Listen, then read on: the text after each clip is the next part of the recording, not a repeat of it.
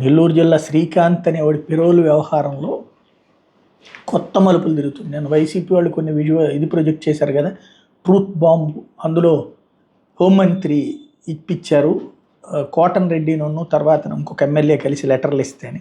ఇప్పుడు వాళ్ళిద్దరే ఏమంటారంటే, మేము లెటర్లు ఇచ్చిన మాట వాస్తవం, మాకు తెలుసు, అతను పరిచయం ఉంది కాబట్టి ఇలాగ అడిగినప్పుడు రాజకీయాల్లో చేస్తుంటాము.